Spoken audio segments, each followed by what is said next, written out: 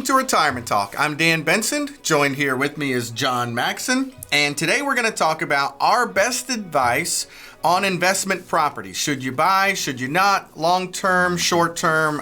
What does it take to get into a rental property? And so we're going to unpack all of the ins and outs to give you a really deep dive into what it takes if you're starting the conversation of, hey, I think I want to buy or own a rental property. Mm-hmm. And so the first thing that we have to know going into a rental property, number one, it costs more on a down payment to get into a rental property. If you're used to, your primary house, you did 2.5% down, 5% down, not in this world, okay? So if you're buying a rental property, you need to come prepared, I would say 20%. They say 15 to 20. You really need to come with 20% down in order to qualify for that mortgage, assuming you're not paying all cash for it, which I probably wouldn't even recommend, even if you could, to leverage your money. Mm-hmm. If you could pay all cash for a rental, why not leverage it and go buy 5? But that's for another topic and another show. Yeah, I mean, and I think this just kind of speaks to kind of some of the times we're in right now in terms of the economy is, depending on if you're more aggressive or more conservative, real estate can absolutely be a great asset class to own outside of your primary residence. We tell people that where it's suitable. There are situations, obviously we own investment properties outside of our primary residence, but putting less than 20% down for most people is just not a good thing as far as I'm concerned. There's plenty of people that disagree with that. But the other thing you're going to have to understand about any other real estate property outside of your primary residence is you're not going to get the same rate that you got in your primary residence. Even when rates go back down, a second property, depending on if it's Airbnb or residential or commercial, is going to be at a higher rate. So you want to be prepared for that. And there's several other things that we'll talk about as we go through this, but you're going to pay more, you're going to have to pay more down, you're going to pay a higher interest rate. Two very important things to consider. Yeah. And so you've got long-term rentals. That's going to be, 12-month or more, like you're going to rent a home or something like that, or a townhome. And then Airbnb, right? Airbnb's wildly popular here in Middle Tennessee. If you can get the license, that's a whole nother topic itself. But Airbnbs are typically 2 to 3 times more profitable than a long-term lease, but they also typically require 2 to 3 times the amount of time in order to generate that profit. And so when going out, regardless of which one you decide, there's something out there that I want to make reference to, and it's called the 1% rule. Mm-hmm. So for a potential investment to pass the 1% rule, follow me here. Its monthly rent must be equal or no less than 1% of the purchase price. So that's something that's been out there for a really, really long time, right? Just rule of thumb, is this a good rental property or not? I want to kind of put an asterisk by that today, John, because I think that rule was true until about 24 months ago. And when home values increased at 100% in 2 years, to get 1%, say you got a rental property and you paid $250,000 for it.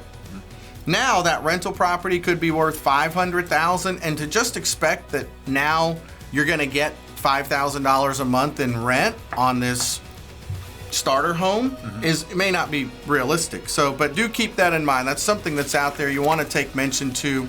The calculation may be a little less than 1% depending on your market. So keep an eye on what that home value might have been 3 years ago for that 1% rule, and if that's increased, that percentage may go down. But then gross rent multiplier is also a strategy to know, is this a good rental or not? Yeah, then the lower this gross rent multiplier is, the more lucrative the property could potentially be. So here's an example of how that works.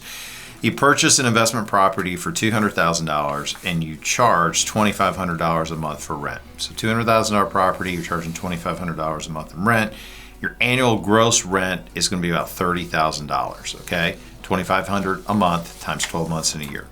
$200,000 divided by $30,000 is a factor of 6.67. Now, what that means is that if you use your gross rental income to pay the property off, it's going to take you about 6.67 years to pay that debt off. Now, the thing I would also add to that is it's also highly unlikely that is a good strategy if you don't need the money now and you want to pay down the debt on that property, that's a good strategy. However, you also have to be aware that you at some point are probably going to have to do improvements to the house or to the property, and so you also want to have a little bit of cushion in these examples for that. But this is one way. If your goal is to purchase something and use the gross rental to pay down that debt, which is a good strategy, this is a great way of doing that. Yeah, yep.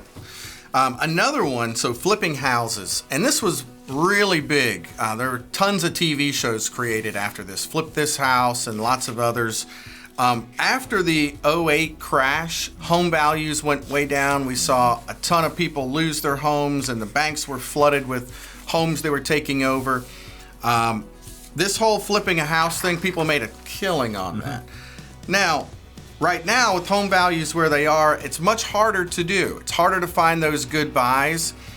There are so many new companies and institutions that are out there, big money guys, and if there's an undervalued house, they're willing to go in sight unseen, pay cash for these things. So it's just harder. Just know it's going to be harder to flip houses than it was in the past. But the rule of thumb is, and I think this still rings true, there's a 70% rule, which means you don't want to pay more than 70% of what the after repair value is going to be. So what's the home going to sell for in the future? What do you think that profit is going to be, the total?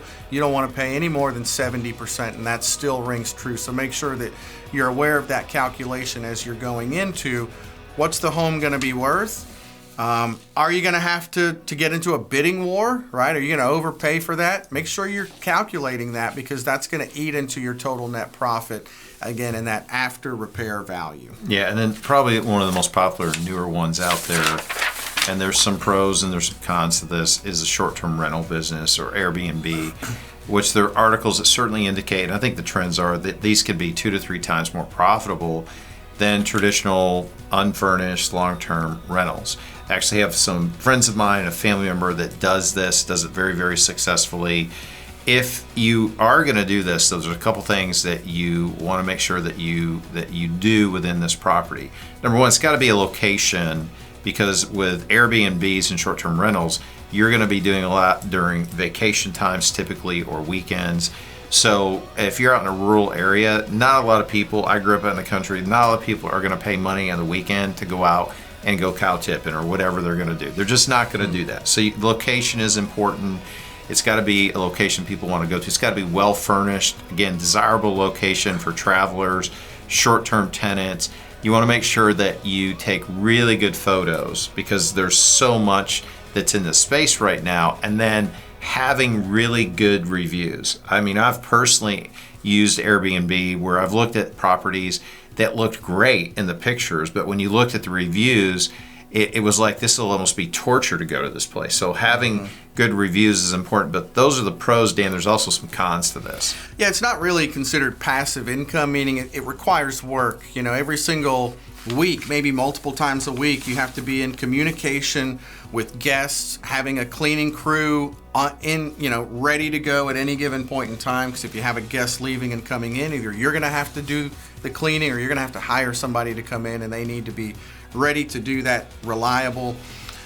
There's more risks. You don't really know who's coming and going, right? So a lot of different people coming through the property. Are they partiers? Are they not? What kind of damage is being done? And a lot of these do have insurance, but it doesn't mean you're not having to deal with the hassle of a couch that's broken or a hole in the wall. You got a tenant coming in 5 hours, a new renter. What are you going to do to be able to flip that and turn it so that it's nice for those people coming in? So a lot more on the risk side, a lot more work going into it. And I would even say probably a lot more cost to get up and running, because you have to furnish it. You got to buy plates and silverware and all the little things that are really going to add up. So you have the cost of the Airbnb, but then you also have the cost of getting it ready and prepared for those guests. And then you have the cost of your time. They are lucrative, but you can see it's not just as kind of stick it and leave it alone like a rental property may be with a long-term tenant. That's right. Well, and then so if you compare like a short-term rental like that to a long-term rental can be a little bit more consistent income. It can be a little bit less time consuming in the fact that you're not having continuous renters in and out, having to bring cleaning crews in and things of that nature. Which one is right for you? It really just depends on what your goals are, how much time you want to spend, areas that you're looking at. But any of this can really work as a diversifier for your overall assets that you have. And again, real estate is an asset class that we really believe in. Well, listen, thanks for watching. We really appreciate that. Hey, make sure that you hit our subscribe button below. And for more information about us, go to retirementtalk.com.